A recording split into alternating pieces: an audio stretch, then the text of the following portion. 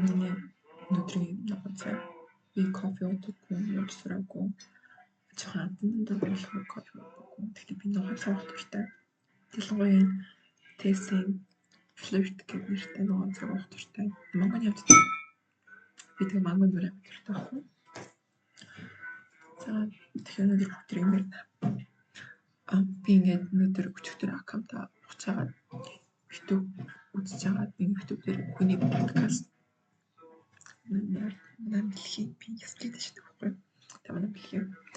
Тэг би ингээд өчигдөр YouTube-ээр подкаст 30,000 үзэж байгаа. Гинт ингээд би өөрөө бас яагаад ингээд тэг ямар юмудаа бичээд постлж болохгүй гэж. Угаасаа ингээд надад хин харах намаагүй, хүн харна уу, хүн харахгүй байна уу хамаагүй.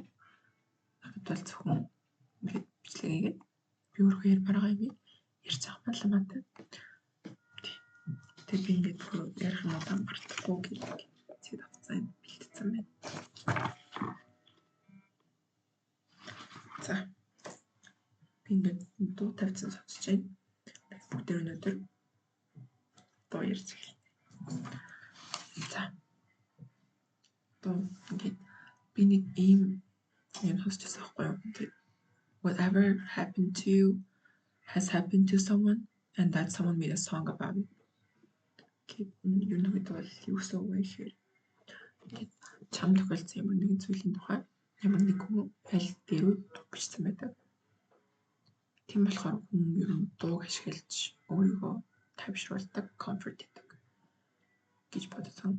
Одоо жишээ нь одоо юу гэх юм ямар нэг дотны үний алдчихад үнэхээр хэцүү байгаад санагдаж байгаа бол тэр тухай ямар нэг хүн аль нэгэн дуу хийсэн яг ингээд юу мэдэрч байгаа гэж маш гоё ойлгоотой дуу ихэд бэлдсэн байгаа гэсэн үг. Тэгээд тэр нь бол ингээд дуу сонсч хүн comfort авдаг. Гэхдээ бас ингээд одоо физик төр үздэг штеп 10 жил бол физик төр үзсэн байх хэвээр ингээд давлага frequency гэж байдаг. Ингээд frequency тухайн дуу чинь өөрөө frequencyтэй байгаа. Тэгээд мэдээж гонигтай дуу бол ингээд frequency нь бага байна. Ингээд high budget Pharrell Williams-ийн Happy гэдэг дуу ч юм уу frequency ингээд өндөртэй байна гэсэн. Тэгээд чиний frequency нь дундуур байсан ч гэсэндээ чи ингээд гонигтай сонсоод байх тусам чиний бие чинь ингээд өөрөө frequency чинь тэр дундаа төгсөж доошлдог. Тэгэхээр хүн сонсогдноосаа болж депресд орох ч юм уу гонигтай байх гэх мэтчлэн маш олон асуудал байдаг. Тэгэхээр өнөөдрөөс эхлээд чи одоо сонсож байгаа дуугаа маш бодолтой сонсож эхэлнэ. Тэгэхгүй бол ингээд зүгээр бийж гонигтай дуу сонсоод өөрийгөө гониглуулаад тэр бас нээштэй. Дараа ярих юм дуултаа яг дууныхаа тухай ингээд дараагийн ярих юм би юу хийсэн байна гэхээр би дуу сонсох айгуу дуртай хүүхэд байсан. Ер нь бол багасаа л дуу сонсох айгуу дуртай хүүхэд байсан. Одоо ч дуу бол ингээд амьдралын салшгүй нэг гэсэн гэж боддог. Гэт одоо энэ би юм бол ингээд энэ хоёр дуу. Энэ би юм бол энэ дуу. Би бол дуунд маш дуртай. Тэгээд ер нь яаж анх дуунд орсон бэ гэхээр одоо ингээд нэг 5-6 та би бол YouTube үздэг байгаа шүү дээ. Гэр хаан компьютер ороод YouTube үздэг. Тэгээд YouTube дээр би юу үзэх вэ гэхээр дуу сонсдог байсан. Би ингээд нэг гэрээсээ гарч тоглолт бүгд байгаагүй.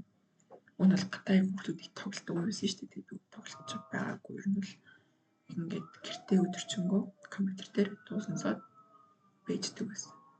Тэгээд ер нь бол анх Ariana Grande-г сонсч хэлснээр би бол амар санагдав. Бүр ингээд нэг манай ихч бас тэр үед айгүй дуу сонсдог.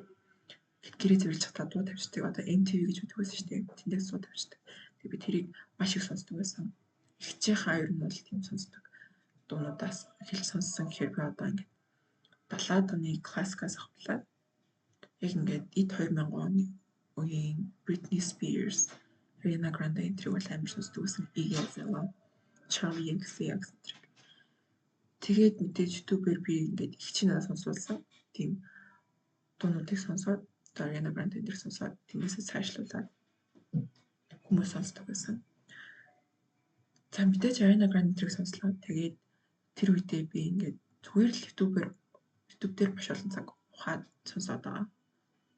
Тэгэж яваад би яг ямар дуучинтай ингээд таарсан бэ гэхээр Melanie Martinez байсан. За Melanie Martinez бол олон хүмүүс мэддэг байх.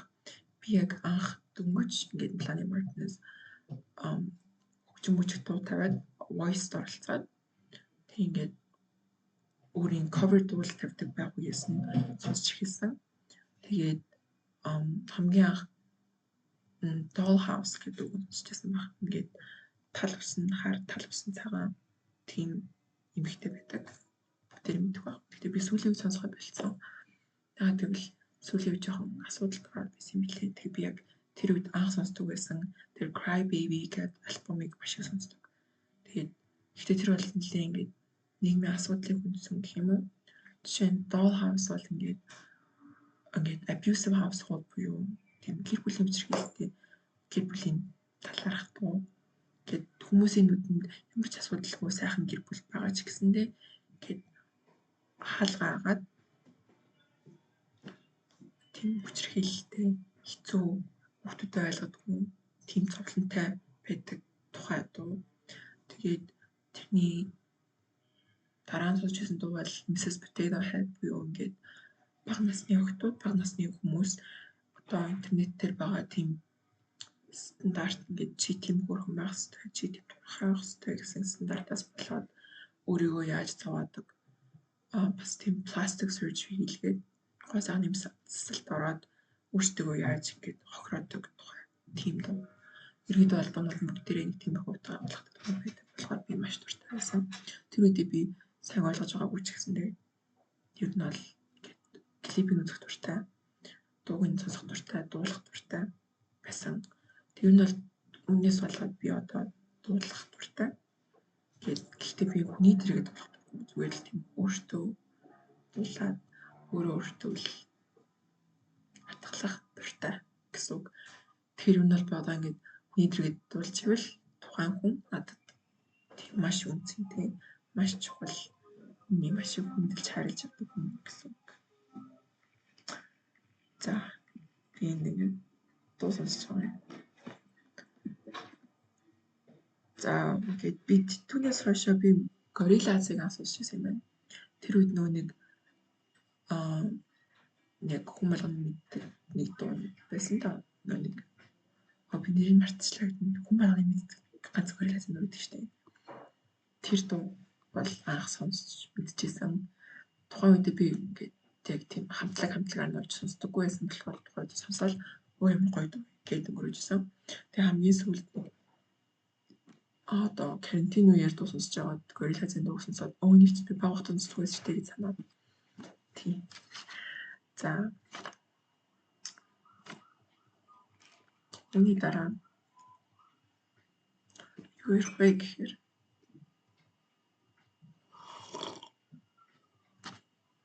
тийм ингээд би ингээд шинэ дуу сонсох дуртай. Ингээд нэг сонирхолтой төрлийн шинэ дуу сонсч үзэх дуртай. Ямар шинэ хүмүүнд ингээд төгөл тавих дуртай гэсэн үг. За гэхдээ ингээд би шинэ дуу сонсох дуртай гэсэндээ бас ингээд сонсож байгаад үнэхээр таалагдаад дуртай болцохоор тэр дууг өөрөөсөө харамлаад сонсдоггүй. Ингээд их сонсоодох юм бол ингээд бүр үдчихэж тэгж бодоход би ингээд бүр сонсмоор байсан ч бүр хатгалж байгаад ингээд яг нэг нөхцөл байгаа нөхцөл маань яг ингээд төгс тохирохоор болонгууд л сонсдог. Тэгэхээр айгу хайрлж сонсдог гэсэн үг. Тийм болохоор би ингээд одоо шинэ дуу сонсоолох юм бол шинэ дуртадуудаа булаална гэсэн. Тэгэхээр би өөрөөсөө харамлах шаардлага ингээд багасч байгаа байхгүй. Тэгж боддог.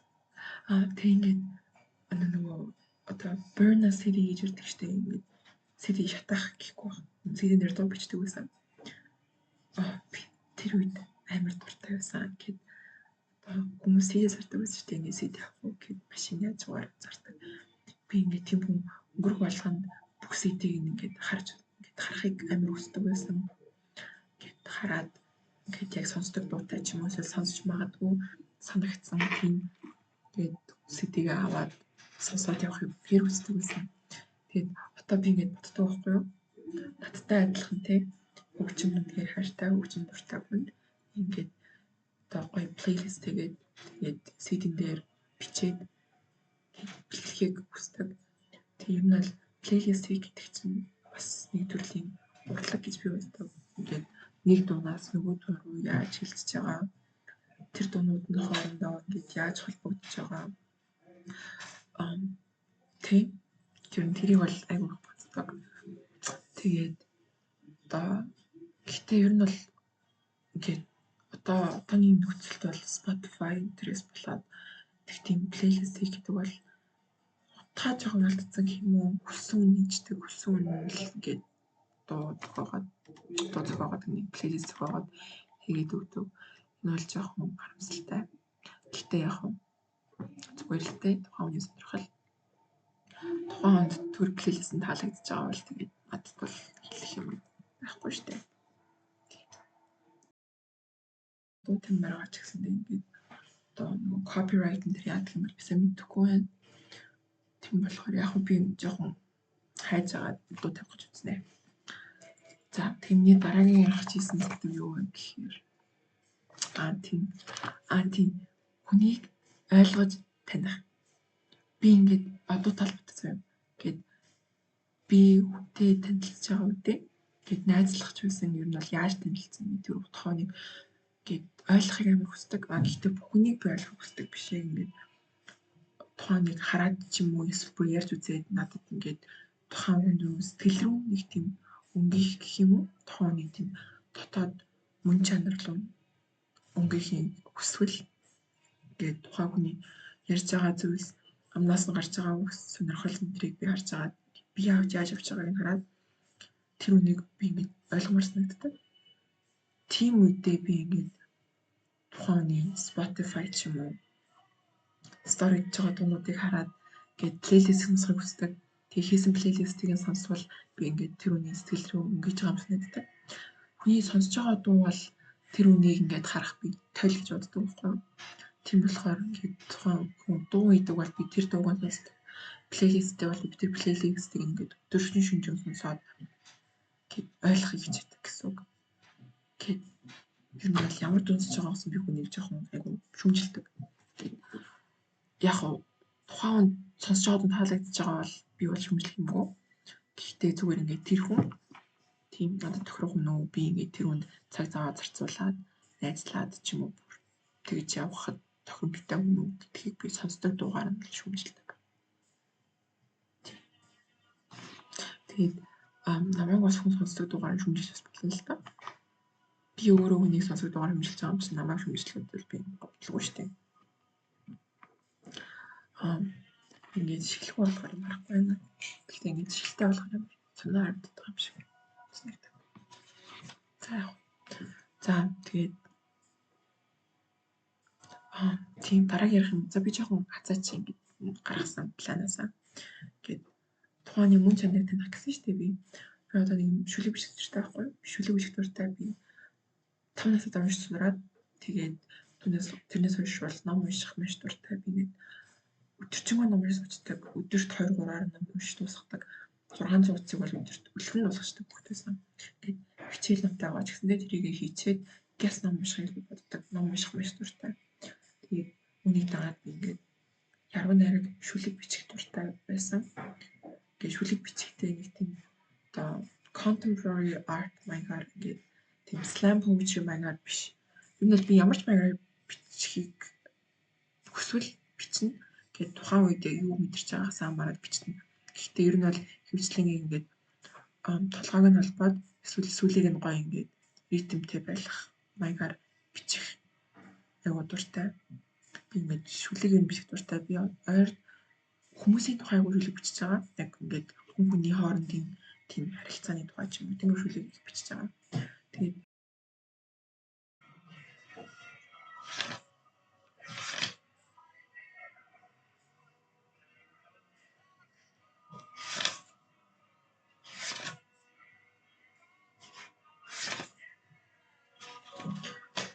Тийм түүний мөсийн тухайг бичиж байгаа гэсэн шүү дээ. Тэгэхээр одоо ингээд би бичсэн filmээс нэг тийм хитэн мөрт уншиж үзье л та. За ингээд хөвцөөрөө хэсэглэх дуугаа надад сонсоход чиний сэтгэл рүү өнгөхийг зөвшөөрөөч. Зохиосон шүлгийг чинь би бүгдийг нь уншаад зүгээр л чамайг ойлгомоор байна. За эсвэл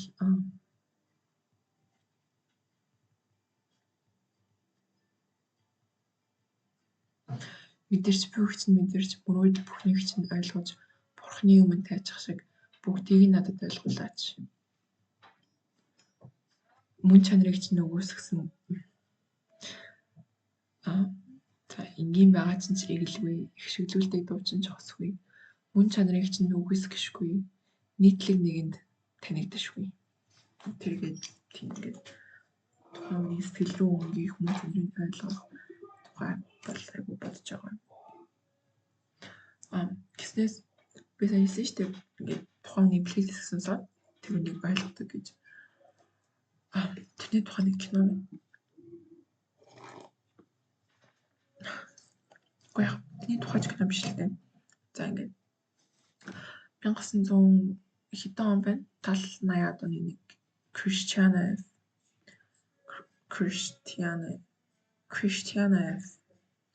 гэх нэг юм Берлиний гээд өсвөр насны хүүхдийн тухай кино байдаг. Тэгээ кинон дээр бол өсвөр насныхны тийм хар тамхины донтолтын тухай кино.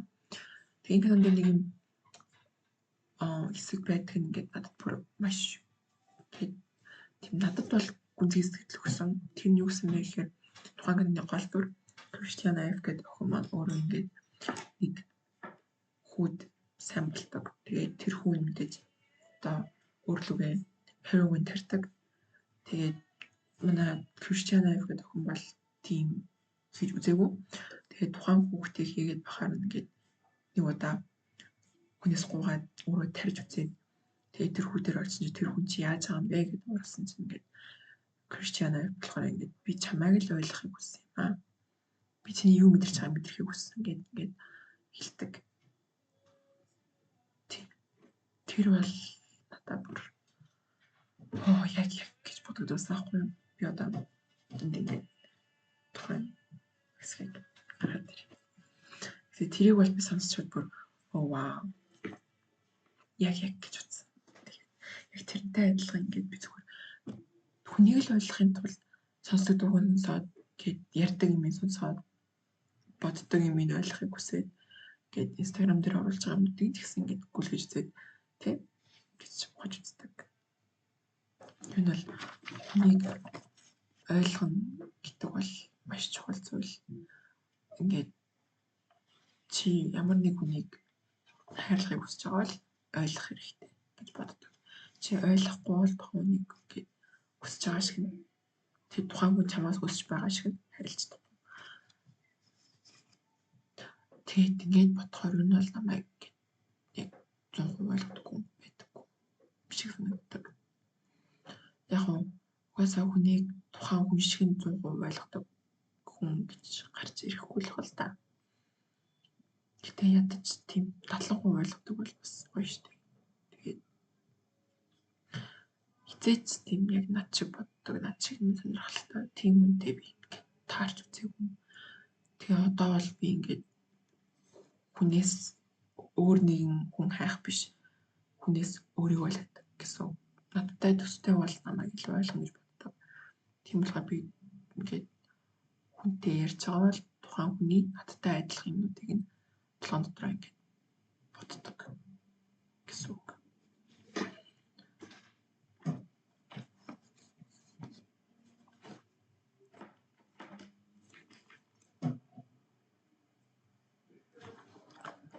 За нэг нь Christiana F гэдэг кино ирсэн чинь бүгдээ кино ярил л та.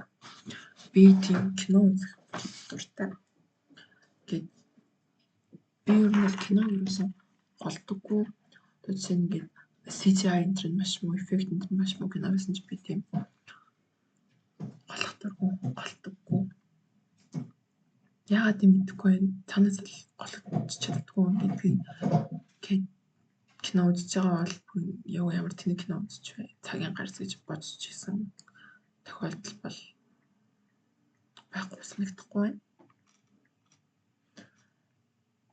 Тэгэхээр энэ бол одоо ямар ч кино үзүүлсэн би үзэх дуртай. Гэхдээ ингээд одоо хүмүүсийн тийм absolute cinema гэдэг кинод байдаг шүү дээ. Жишээ нь нэг би буруу хэлж шиг байна. За гарчил та.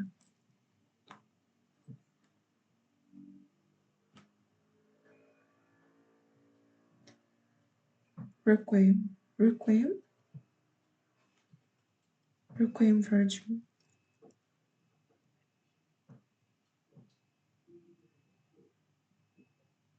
Requiem.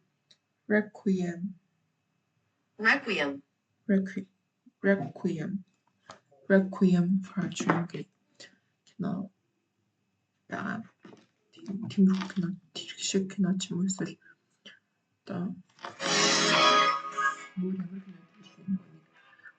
Meet Me in Montauk гэдэг чинь Eternal Sunshine of a Spotless Mind, Christiana F-ийн тиймэрхүү ингээд найруулал сайтай тийм кино үзэх бол би амар дуртай.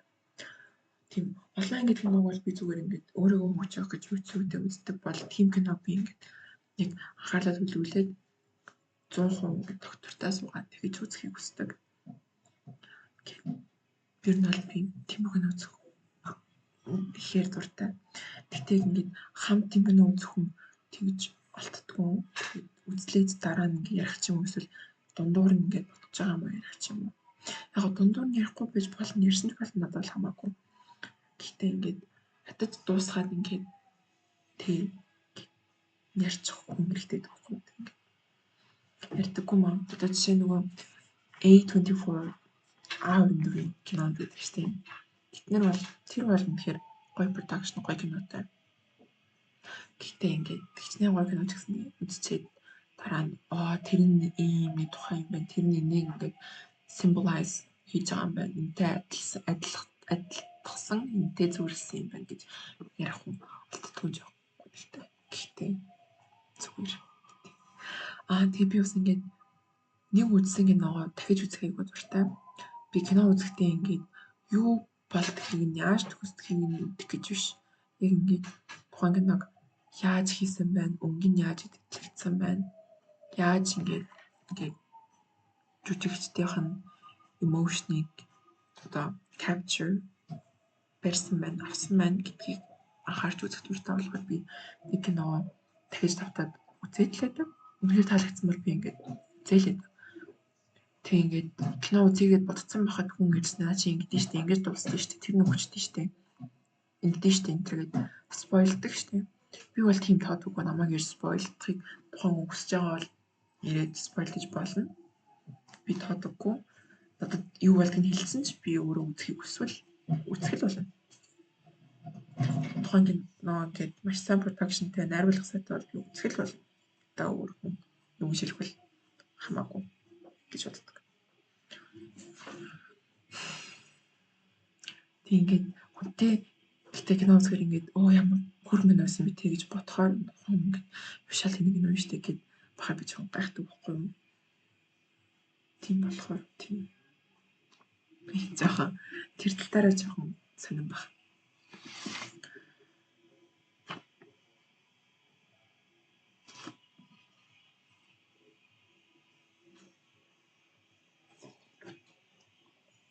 За тийм хүн ойлгох тухай ярьжсэн шүү дээ. Хүн ойлгох гэдэг чинь хүнийг хайрлахын хамгийн ихний алхам гэж би боддог. Хамгийн ихний бишиг нь бол гээд бүр тийм суурь fundamental гэж боддог. Одоо чинь байшин барихтаа ингээд суурийг сайн тодох хэрэгтэй гэдэг чинь тэрнтэй адилхан хүн ойлгож байгаа бол суурийг сайн тодох буюу тухайн ингээд ойлгох хэрэгтэй гэж боддог. Гэт мэдээж ойлгохгүй бол хоёр өөр шин төссөн шал хүмүүс чинь ойлголцол байхгүй бол бүтггүй штэ. Тийм. Гэтэ миний түрүүнд би тэгээд одоо ер нь ажиллаж байгаа ингээд хүмүүс тэгээд би ингээд хостой болох юмсан хостой хүмүүс араад татаах шин гэдэг. Яг нь энийг тийм эсвэл тэгээд байдаг юм шүү дээ. Угаасаа өөрийг чинь ойлгодог сэтгэлийг чинь хуваалцдаг үүдэлдэг үнтэй байна гэдэг чинь маш сайхан яриаг. Тэгээд тэрийг үүсэхвэл байдаг зүйл гэхдээ ингээд тийм амьдралынхаа зорилго ингээд top priority болгоод явах болж байгаа юм. Утгагүй гэж боддог. Тэгвэл ялангуяа ингээд залуухан байхдаа бол тийм өөрийнхөө ингээд боловсрал, карьер, найз нөхөд, гэр бүлээ өгөөд явахгүй ингээд би хосол олмоор ингээд хайгаад явахыг болж байгаа юм. Сонин гэж боддог.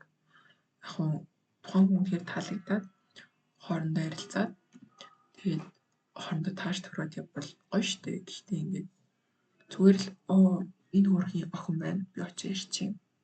Өөрөх чинь гэх болж байгаа юм тийм. Эхний түрүүнд өөрийгөө хайрлах бол маш чухал гэж боддог. Чи одоо ингээд ганцаараа байхдаа ингээд одоо ингээд ямар нэгэн хосгүй одоо сингл байхдаа тийм ингээд гонхтой одоо юу хийх ингээд ганцаардмас нагдаж байгаа бол чи хостой болоод ч ганцаардмас нагдах болохгүй гэж боддог. Чи ингээд би хосгүй болохоор би өөртөө дургу гэж боддог бол чи хостой болоод ч өөртөө дуртай болохгүй. Өөртөө дуртай өөрийгөө ойлгодог, өөрийгөө өвлөмжшөрсөн хүн л бусад хүнийг гоё өөрийн бисэг хайрлаж чадна гэж боддог. Тийм болохоор тухайн хүн өөртөөгөө ингээд хэр татна өөртөөгөө хэр тийм comfortable тухтай байгаагаас нь шалтгаална гэж боддог. Угаасаа ингээд зөв цаг нь ирвэл зөв хүн гараал ирдэг штеп. Одоо ингээд за би 25 хүрэхтэй ингээд эхнэрээ нөхрөө олцсон байх хэрэгтэй гэж бодох биш. Магадгүй чи 65 хүрээд ингээд яг өөрт зориулагдсан 100% өөрөөсөө ойлгодог тийм хүнийг олохыг үгүйсэхгүй. Хүний амьдрал бүгд гэсэндээ ингээд төлөвлөх боломжгүй маш олон зүйл байдаг. Тэгэхээр ингээд хайр бол төлөвлөх боломжгүй зүйл нэг. Тэгэхээр өөр хүнийг яаж олох вэ, хайрлах вэ, уургалж авах вэ гэж төлөвлөхийн оронд өөрийгөө яаж accept хийх вэ? Өөрийгөө яаж хүлээн зөвшөөрөх вэ? Өөрийгөө яаж хайрлах вэ гэж план хийх нь зөв. Тэгжэл төлөвлөх хэрэгтэй. Ингээд өөртөө хайртай хүн бол хайрлах хүн зөндөө гараад байна. Өөрийгөө хайрлаж чадахгүй чи бусдыг хайрлаж бас чадахгүй. Тэгэхээр өөрийгөө хайрлаж байна.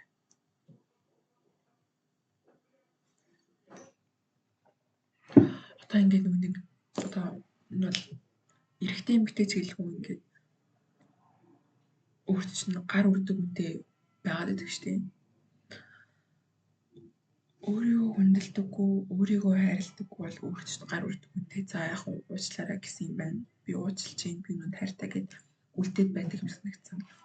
Гэхдээ ингээд одоо жишээ нь гэрэлчихсэн, санхүүгээр нь боожчихсан, хүүхдээсээ булгаж салцдаггүй ч юм уу тиймэрхүү нөхцөл байгаа хүмүүсийг ойлгож болох ч гэсэн одоо юу хий ингээд дөнгөж 2021-тэй нэг гэрт ороогүй ч юм уу за гэрт орсон байлаач гэлээ ингээд салгаад явхад асуудалгүй санхүүгийн болон жишээлүүдтэй өөрөө ажил хийгээд болох тийм бололцоотой боловсралтай байхад чинь ингээд би хайртай шүү дээ.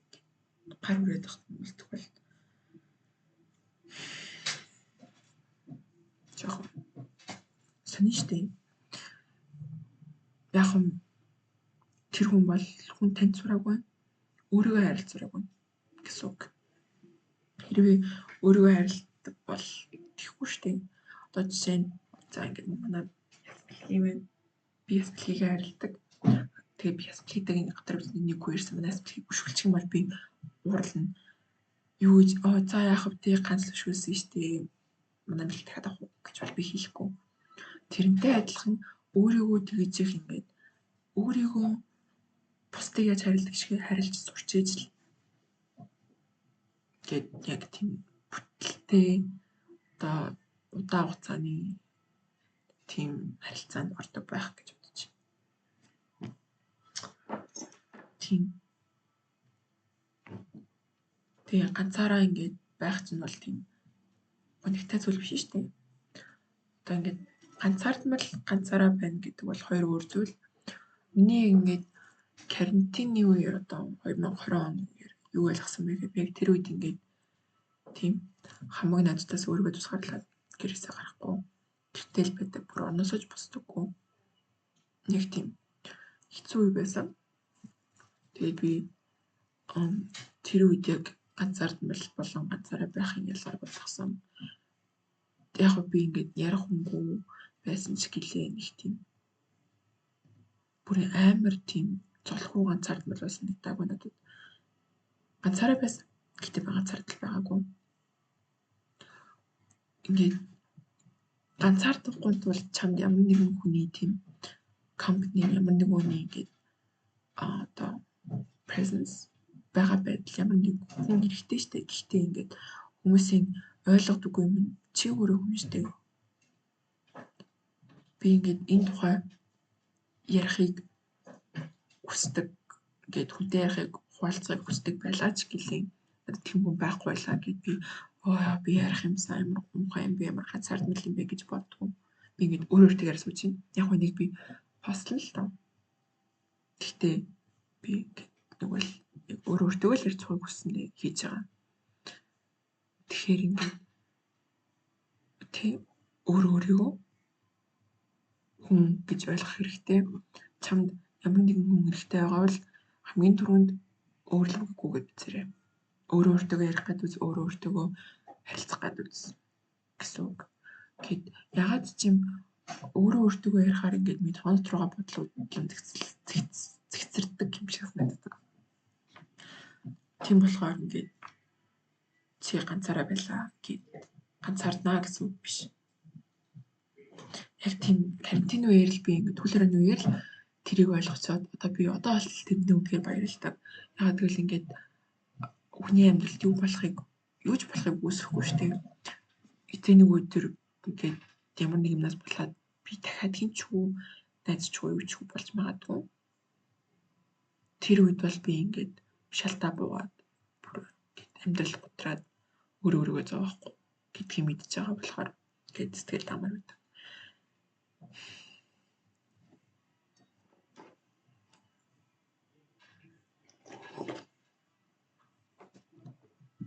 Тэгэхээр дахиад нэг хэлье.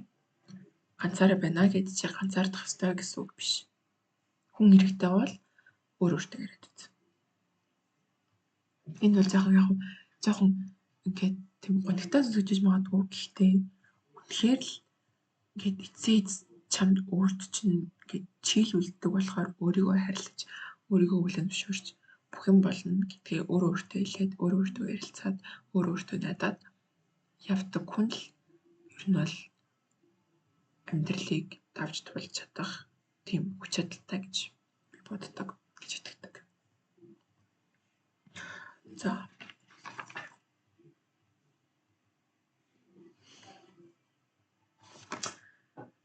Нэрээ дуу гэснээс нь ийм байдаг хгүй юу? Ингээд сонсуулах би дууных нэрийг мартчихлаа нэг юм. Child Psychology гэдэг Black Box Recorder юм дуу. Тэгээ нэр юу гэдэг вэ гэхээр ингээд ер нь бол Life is unfair, kill yourself or get over it гэдэг юм хэлбэрүүдэл амьдралаа шүтдэг болсон. Тэгээд хэрвээ ч үнийг хүлээн зөвшөөрч чаддаг бол ямар л эсвэл хүлээн зөвшөөрөөд үргэлжлүүлээд амьдрах. Би энэ дууг яг энэ дуу хитэ гарч ирсэн юм боллоо. Би энэ дууг яг хитэ гарч ирсэн бэл. Гарахт нь би яг YouTube-ээс олоод сонсч байсан баг.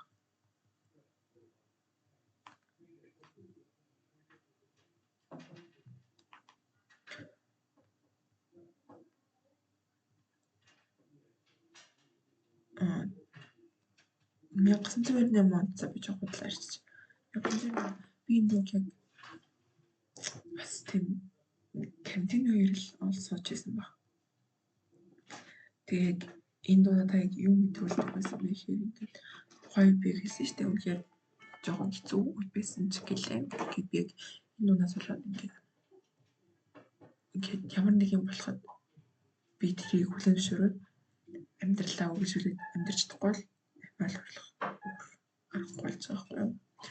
яг тэгж бодохоор ингээд яалтчгүй ингээд үнэхээр тийм defeated үнэхээр шалтаа буугаад хөл зөвхөрмөр санагдсан ч гэлээ өөрчлөлт амтардаг юм шиг санагдсан. Одоо ингээд жишээ нь юу гэх юм шалгалтандаа унлаа. Хүссэн сургуулаа тэнцсэнгүү амьдрал болохгүй байна. Саллаа ч гэх юм уу. Тиймэрхүү зүйлсээс ингээд чи үнэхээр шаналж готарч байсан ч гэлээ өөрчлөлт чи амьдрах болно. Амьдч чадахгүй юм шиг санагдаж байгаа бол би энүүгээрээ ингээд ямар нэг хүний тэгж ингээд тий энэ дэлхийгээс өөрийнхөө амьдралыг үүсгээд байхгүй л гэж уриалаагүй. Зүгээр л надад өөртөө юу тохиолдсон өөртөө юу бодогддог вэ гэж хэлж байна. Тэгэхээр ингээд яг энэ философиор би ингээд амьдарч өнгөрсөн. Яг энэ жоохон тийм гонигтай философи гэж магадгүй. Гэхдээ надад бол айгу тийм effective надад бол ажилласан байхгүй гэдэг. Гэхдээ яг бинээс л ойрч жоохон тийм бүр амар тийм гэд юу ч боддгоо юм шиг болсон гэх юм. Одоо жишээ нь юу гэх юм ажил ярилцсан болоо гэж тийм ажил ярилцсан тэр ажил дээр хэрэгтэй байгаа ч гэсэндээ ингээд юу ч бэлтгэхгүй юу ч бодохгүй зүгээр л байгаагаар яваад орчих. Намайг авахгүй тамаагүй. Яг нэг ингээд ийм хэллэг өгдөг штеп. What doesn't kill you won't kill you гэлөө. Би бол тэгсэн чинь ингээд чамайг хөнөөгөөгүй юм чамайг хөнөөхгүй. За би ажилласангүй намайг алахгүй. Тэгэхээр намайг алахгүй бол гэсэн үг штеп. Шалгалтандаа унлаа. Амьдрал өөрчлөлтөөр үргэлжлэн болох юм бол дөрөв болно. Ажлаас хаалгадлаа болох юм бол дөрөв болно. Юу ч асан бол дөрөв. Тийм болохоор ингээд ямар нэг юмны араас тэгж харамсаад өөрийгөө зовооход байх бол тийм утгатай эсвэл хэрэгтэй зүйл гэж боддог. Одоо чиний зүг шүү дээ. Энэ цэцэг өхөл тэгэл хүн дараа надад шинэ цэцэг орж ирнэ. Шинэ цэцэг ингээл хийгээд тавьчихна. Өөр ямар ч асуудал гэж боддог. Тэгээд шилжих.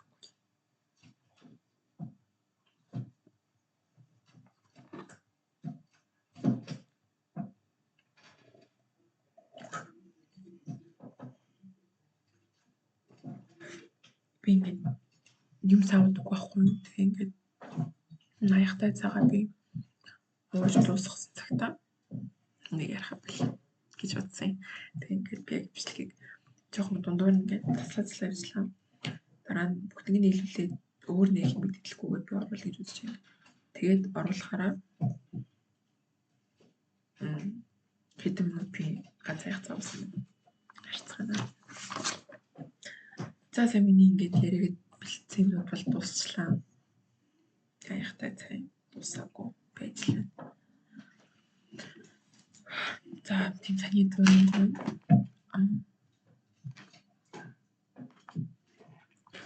ойр дөрнөл өдрөл жоохон тийм нэг утга учир юм шиг санагдаад хэлсэн. Гэтэ нэг тийм утга учир гэдэг нь ингээд тийм сэтгэл готрол тавтаад байгаа шиг утга учиргүй биш. Зүгээр л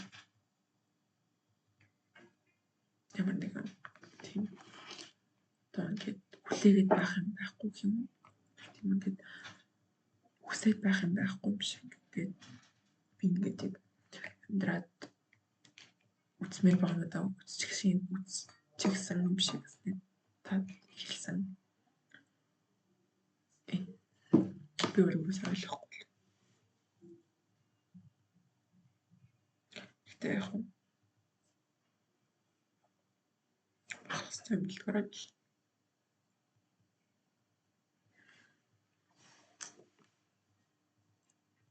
би ингээд нүрэ ботмаа штэ. Окей. Яагаад чи нүрэ ботхороо би ингээд тайвширдаг юм санагдсан. Жишээ нь ингээд ямар нэгэн чухал юмтай өдрөө өглөө таймд сууж байгаа. Гэт нүрээ бодгол яг уу тайвшруулдаг гэж бодож байна. Хүн болгон тайвшрах ингээд өөр тийм туршил байдаг шүү дээ. Миний хол сайхан дуу сонсоод ч юм уу подкаст сонсоод нүрээ бодох. Яг би нэг подкаст сонсдог л дээ. Гэтэ ойрт ингээд тодорхой нэг хүний би жоохон гейткип хийж. Уу яг гейткипийг цааш юм сүрэх гээд ирээдүйн өөрийгөө бодож байгаа байхгүй юу? Ирээдүйд би юм бичлэг тавьж үзвэл тухайд хэм байсан юм болоо гэж би ингээд өөрийгөө бодвол бараад тэгэхээр би хэлэхгүй. Гэтэ яг би подкастыг сонсдог ч гэсэндээ ягаад нэг тодорхой тэр хүний подкаст сонсоод байгаа юм гэхээр нэгдүгээр ярьж байгаа юм нэг тийм айгүй яг тийм бодвоштой юмнууд гэх юм уу гэд нэг бодож авдаг ингээд хүнтэй ярилцах юмсан гэж бодож авдаг зүйлийг яриад байгаа нэг үр таалагдсан. Яг тэр хүн бол зүгээр л ингээд толгойд орж ирсэн л ярьж байгаа л та. Ямар нэг тодорхой зүйл яриаггүй. Тэр надад таалагдсан байхгүй ингээд тийм подкаст ер нь бол ингээд тодорхой ингээд сэдвийн хүрээнд ярьдаг штеп. Тэгэж биш. Одоо над чиг зүгээр л ингээд төгснөө ярьж байгаа шиг ярьж байгаа надад айгүй таалагдсан. Би сайн ингээд нэг бичлэг зогсоогоод гураад үзсэн чинь жоохон микрофон дүүшүүл лаптоптойгоо микрофоноор бичсэн чинь жоохон тийм бохир сонсогдчихсэн. Гэхдээ тэр нь яг нэг тийм ингээд retro vintage маягт нь орж ирж байгаа болохоор асуудал гэж бодож байна.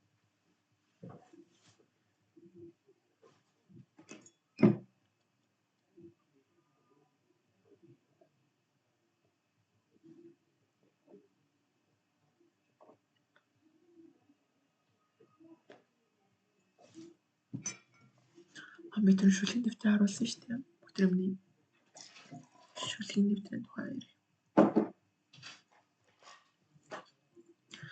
Энэ л миний төрсөн өдрийн хэлсэн дэвтэр байгаа. Ингээд энэ нөгөө тийм нэг өөрөөсөө намайг авчрах шиг юм дээ. Энэ болохоор ингээд хаадаг юм гэж ойлгосон яг уурт байгаа.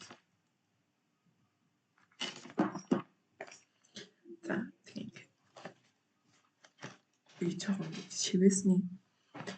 шивэсний дизайн гэж цааш юм дээ. За тийм бүхэн шивэсний дизайн шиг саарт гоох шмэгтэй ингээд цэцэг тэгээд цаграх хоёр. Би шивэсэл ер нь бол төлөвлөж байгаа. Маш олон шивэстэй бол гэж боддог. Гэхдээ яг бүр ингээд нэг tattoo sleeve гэдэг бүр ингээд гараараа дүр шивэстэй биш ингээд тодорхой газруудаа ингээд ийм том жижиг нийлээд 20 морь шивэстэй болно гэж боддог. Гэтэ би тэрийг ингээд өөртөө ямар нэг утгатай зүйл байгаас гэж бодож байна. Чиний дуртай дууны альбом ч юм уу, дуртай дууны нэр, дуртай үг ч юм уу, тиймэрхүү надад маш дуучиртай үнэтэй юм байгаасаа гэж хүсэж байна. Энэ бол яг нэг зүгээр л хөрх харагдсан, хөрхний харагдуулж зурсан.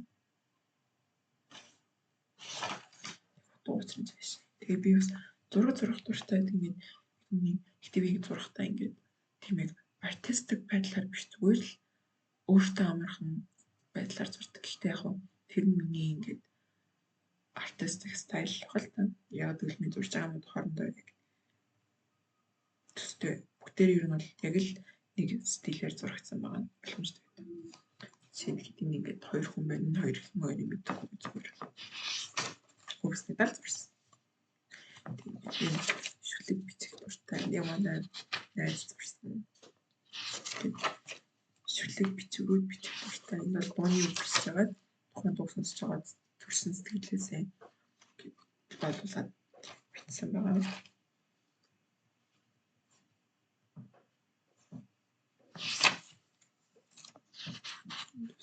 Энэ шивэсний цаг байна.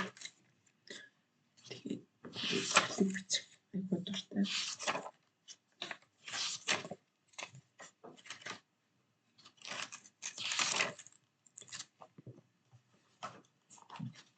Дэвтрийг бол би шүлгээрээ дүүргэж бодож байгаа. Гэт би нэг хэсэг шүлэг юусаа бичиж чадахгүй, бичих ингээ сэдвч болтохгүй, сэтгэл хөдлөлгөөнж байхгүй, гот орж ирэхгүй сүнэн байж байгаа. Ойр айгу дуу сонсож байгаа сайхан бичээд байгаа. Өнөөдөр ихэд бол би ингээд хүрээлэнгээр алхаад тийм хоосон судал болоод тэнч байхгүй. Тэнд суугаад шүлэг бичээд тэгээд ирсэн. Дуусаж байгаа шүлэг бичсэн. Надаа бол тэгээд тийм тайвшруулж чаддаг гоё зүйл. Тийм.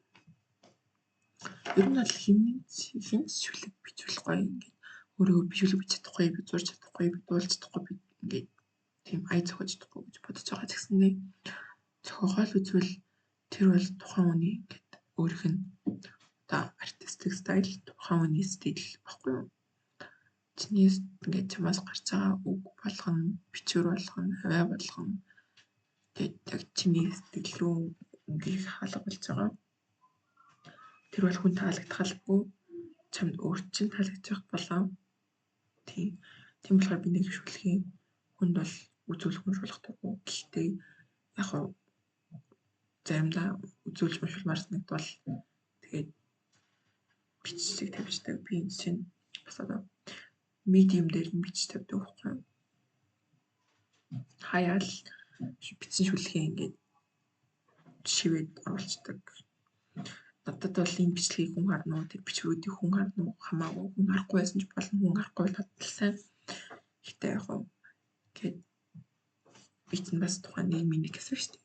Тэгээ би өөрийгөө нийгмийн нэг хэсэг гэж төлөхийн тулд тавьж байгаа. Дараа нь өөрөө тавьж байгаа.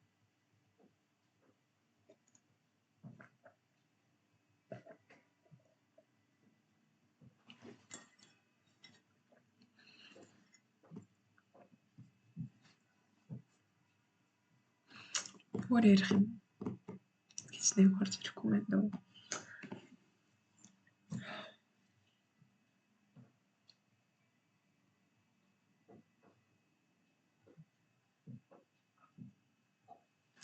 Нард намлахээс хэлж байгаа. Яаж харуулах вэ?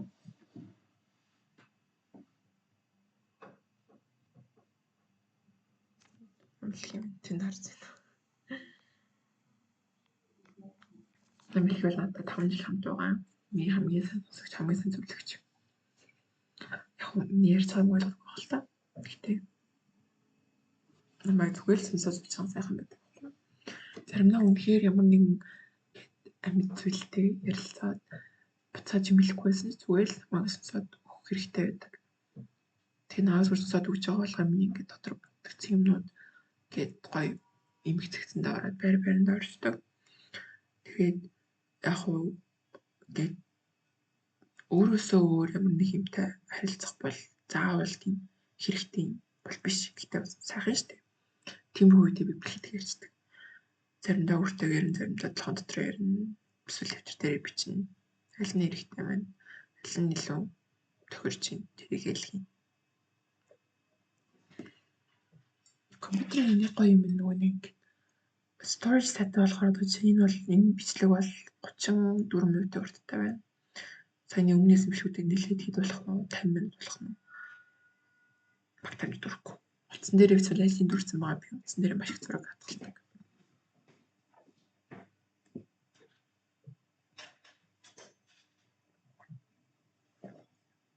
За ингээд энэ цаад дуусчлаа.